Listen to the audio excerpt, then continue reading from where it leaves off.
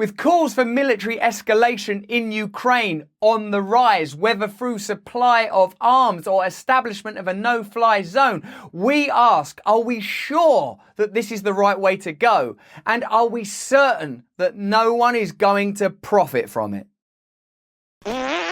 Hello there, you 5.2 million awakening wonders. Stay on board, stay awake, stay conscious. Don't let them distract you. Don't let them undermine you. Don't let them fill you with doubt about who you are or where we're going. We are heading in the right direction. Awakening together. Let's continue. Today we're going to be talking about calls to escalate military action in Ukraine. Of course, it's a subject that's incredibly complex and sensitive, and one that requires that I make the obvious declaration that I am against war, and the utmost in my thoughts are the people of Ukraine and their suffering. Before we get into this difficult and complex subject, the many nuances and potential contradictions and hypocrisy, I want to let you know that I am on tour in the UK. If you want to come and see me live, you can. I'm in Plymouth. Very soon I'm up in Carlisle and Newcastle. There's a link in the description. If you've seen me before, you might want to come again, because now I've started doing Q&As at the end so that I can deal with the stuff you want to ask me, and meditation for people that want to stay, as well as the show that I'm doing in the first place, which deals with the craziness of the last couple of years.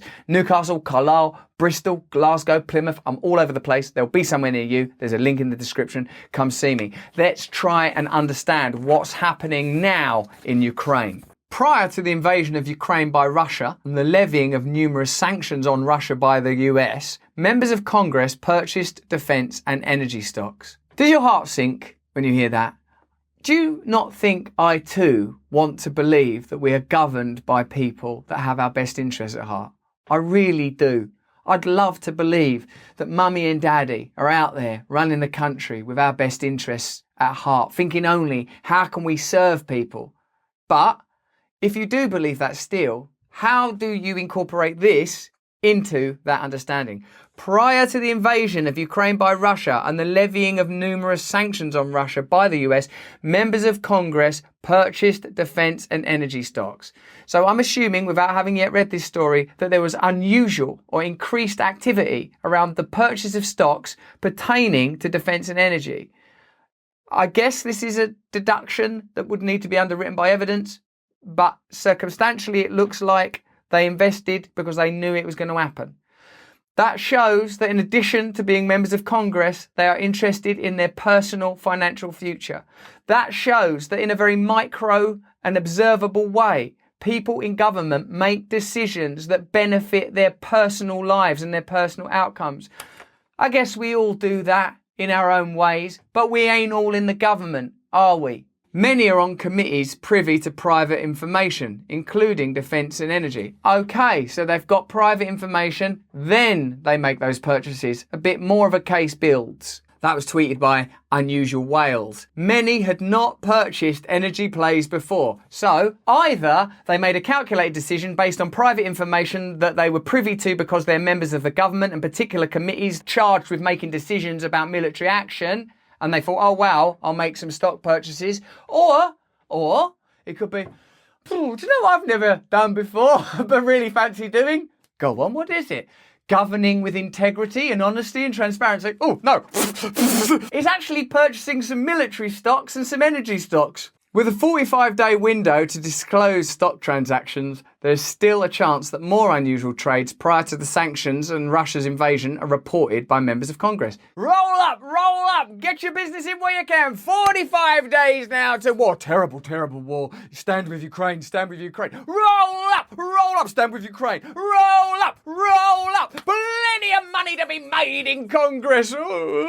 According to economist Robert Reich, conspiracy theorist Robert Reich, 51 members of Congress and their spouses, dependent child, own up to $5.8 million worth of defence contractor stocks. Do you think that should be banned?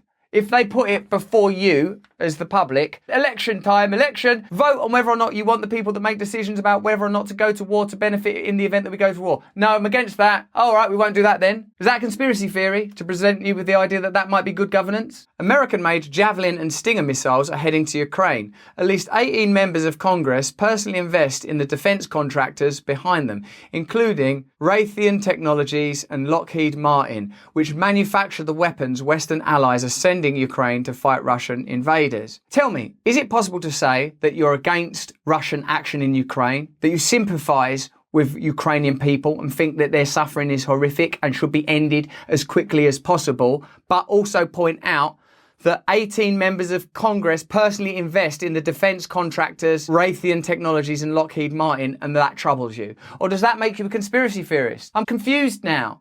I'm confused about where the conspiracy is, because I would think it's more conspiratorial to support military action that you personally profit from than it is to say, I'm concerned about that. And I think that what that does is complicates an already complicated situation. The stock holdings by members of Congress come as the US is preparing to send billions of dollars in defence aid to Ukraine. Now, you might say, oh, it's defence aid. No one's profiting from it. Ukraine aren't paying for it. It's paid for by defence aid. The defence aid, I'm assuming, is some kind of tax fund. You paid for it. American people paid for it. The government don't have any money. The government ain't got a car wash where they're out back washing cars. Yeah, we've saved up. We've sent that. You know where they make their money. They make your money, then they make their money. What I'm not saying here is that we shouldn't give weapons to Ukraine. That's a really complicated decision to make, and look at the card again. I'd need time and I'd need good advice. What I will say is that it's wrong to profit from it. You might say, Russell, you're profiting from your job doing YouTube videos. Well, fair enough. We'll put a link in the description to a Ukraine relief fund, and if this video makes any profit, we'll give that profit to that fund. Both companies' stock, especially that of Lockheed Martin, have risen since Russia invaded Ukraine on February 24th. What a coincidence. Among those investing in the defence contractors is Republican rep Marjorie Taylor Greene of Georgia, who bought up to $15,000 in Lockheed Martin shares on February the 22nd. 2 days after her purchase, Greene wrote in a Twitter thread, "War is big business to our leaders." It's weird, isn't it? Because, didn't you feel bad anyway investing in Lockheed Martin? You must feel a little bit of a pang of, oh God, my profits are only really going to go up if Lockheed's business interests improve, and that'll only happen if there's military conflict. If you are in Congress, I feel there's an extra layer, isn't there? Because they stand there, the flags, the oaths, I think a Bible's involved. I mean, there's all sorts of stuff goes on about you've got to do the right thing. What all them oaths and flags mean is that you've got an identity transcendent of your personal interest. That's the whole point of it. That's what uniforms mean. That's why a judge puts on a robe and a wig. I'm not an individual. I'm operating on behalf of justice. It's not just stupid that they wear a wig or a robe or whatever. It's to indicate to you that there are principles that are transcendent of normal personal interest. That there are things beyond, oh, I want money, I want pleasure. There are things beyond that. That's what all of the Bibles and the flags and all that stuff and the Constitution and the values and the principles, that's what it means. And if those things aren't real, let's not pretend that they are, because otherwise people will find ways of analysing it and discussing it, and then you'll have to shut all that down. And that's the system we've got, isn't it? Because we haven't got any values and principles, we have to oppose anyone and stop them pointing it out. We could do two things. One, we could start having values and principles. Or we could just shut down anyone who points out that we haven't. Oh yeah, that one, shut down. But we'd have to say something first, like they're conspiracy theorists.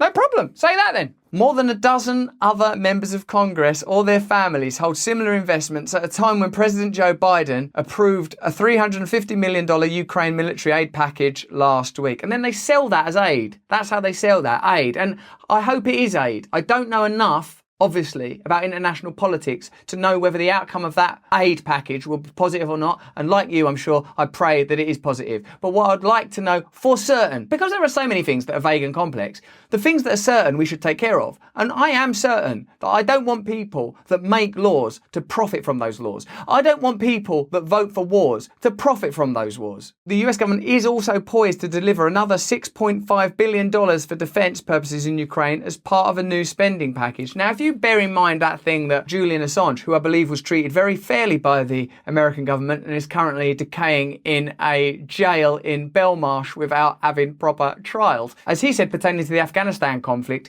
the function of government is to transfer public money into private hands. The Afghanistan war ain't meant to be short, it's meant to be long. The most challenging thing about talking about this subject, and believe me, I appreciate how difficult it is because I'm literally trying to do it right now, is my own awareness of the suffering of Ukrainian people, the horror of being victims to a war. Ordinary people who haven't done anything wrong are suffering. What scares me is the possibility that, like in the past, this legitimate problem that should be solved, that I would love to see solved, that you would love to be solved, could be used as a kind of lubricant to facilitate profit for people and institutions that have done things like that before Iraq, Afghanistan, Vietnam. That's what worries me. We're not having a conversation about whether or not we should do everything in our power to help Ukrainian people. We are having a conversation about whether or not the governments are actually pursuing that end, whether or not the mainstream media are actually pursuing that end. And when coming to those conclusions, I invite you to look at the available evidence, to look at how they've behaved in the past. As with the pandemic, which by the way no one talks about anymore, the question remains the same. Yes, clearly there's a problem that's being resolved. Are we sure we trust the agenda of the people charged with solving it? The list of lawmakers that have stocks in Raytheon or Lockheed Martin or other defense contractors includes Senator John Hickenlooper, a Democrat of Colorado. He held between $100,000 and $250,000 in Raytheon shares, according to his most recent annual disclosure. Senator Sheldon Whitehouse, a Democrat of Rhode Island, held up to $50,000 in Lockheed Martin and between $50,000 and $100,000 of stock in United Technologies, which was acquired by Raytheon. Abigail Perman Blunt, the wife of retiring Republican Senator Roy Blunt of Missouri, held between $100,000 and $250,000 in Lockheed Martin shares. During 2021, Raytheon spent nearly $15.4 million on federal lobbying efforts, while Lockheed Martin spent more than $14.4 million, according to federal records compiled by Open Secrets. Now, because the law requires that this information is to a degree transparent, what is necessary is control of the narrative to such an extent that a kind of delirium takes hold. Because otherwise, you might start to form an impression that companies spend a load of money on lobbying. During those conversations and the process of lobbying, the Congress folk and senators acquire information and go, by God, these guys are going to do well. I might invest a little bit of my own money into that stuff, particularly as I know the kind of decisions that are being made on a military international level that could potentially profit these organisations. And if you start to form that kind of impression, it's difficult to trust your government.